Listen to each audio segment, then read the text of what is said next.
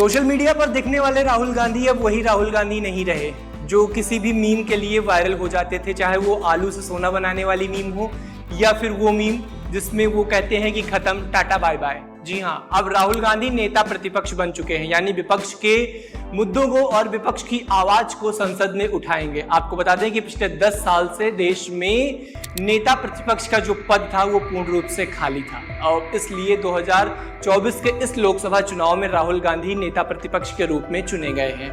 नेता प्रतिपक्ष का आखिर अधिकार क्या होता है? तो आपको बता दें कि नेता प्रतिपक्ष का बहुत बड़ा अधिकार होता है, जैसे कि सीबीआई के जो डायरेक्टर होते हैं इनकी नियुक्ति, सेंट्रल विजिलेंस कमिश्नर की नियुक्ति, भारतीय निर्वाचन आयोग के जो मुख्य चुनाव आयुक्त होते हैं उनकी नियुक्ति में इनका सहयोग होता है। उसके साथ साथ मुख्य चुनाव आयुक्त और उसके बाद राष्ट्रीय मानवाधिकार के जो अध्यक्ष होते हैं उनकी नियुक्ति में इनका विशेष योगदान होता है। उसके साथ साथ संसद में जो बिल पास होते हैं उनमें भी चर्चाएं होती हैं। जब तक दोनों पक्षों का उस पर सहमति नहीं होती तब तक कोई बिल पास नहीं होता है। तो ऐसे में भारत के लोकतंत्र में नेता प्रतिपक्ष का बहुत बड़ा पद है और बहुत बड़ा योगदान है, खासकर इस डेमोक्रेसी को बनाने में।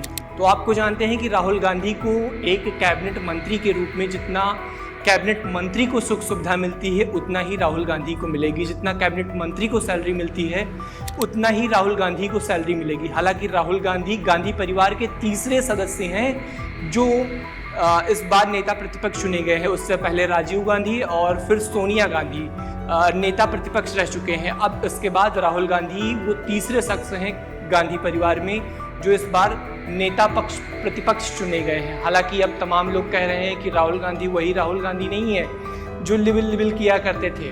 अब भैया राहुल गांधी को चाहिए फुल इज्जत, मतलब संसद से आप ऐसे नहीं बाहर कर सकते हैं कि चलो चलो बाहर, आप लोग ये कर रहे हैं वो कर रहे हैं। नहीं। अब अगर मोदी की मंजूरी जरूरी है, अगर किसी बिल को पास करने के लिए तो विपक्ष की भी मंजूरी जरूरी है। अगर दोनों पक्ष से सहमति होती है तभी कोई बिल पास होगा। उसके साथ साथ चाहे सीबीआई हो चाहे तमाम सारे ऐसे विभाग हो जिनके ऊपर काफी सवाल उठते थे कि ये सरकार के पक्ष में हालांकि फैसला करती है, लेकिन अब राहुल गांधी का भी अधिकार होगा उनके जो मुख्य अधिकारी हैं उनकी नियुक्ति में। तो अब कहीं ना कहीं विपक्ष ये आरोप नहीं लगा पाएगा कि सीबीआई पार्टी को देखकर काम कर रही है या ये पार्टी को देखकर काम कर रहे हैं। हालांकि इस बार के लोकसभा चुनाव में ये काफी अच्छा हुआ है। पिछले 10 साल से जिस नेता प्रतिपक्ष का पद खाली था अब वो नेता प्रतिपक्ष राहुल गांधी इस बार